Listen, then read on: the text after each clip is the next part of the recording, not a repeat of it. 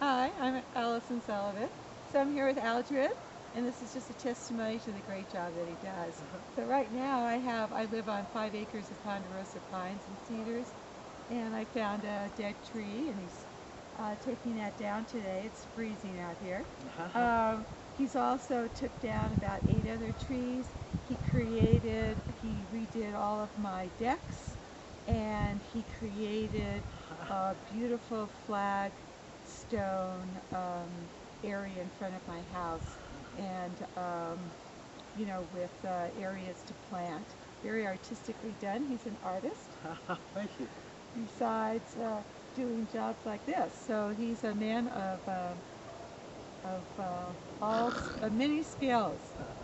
So, Thank you. You're welcome.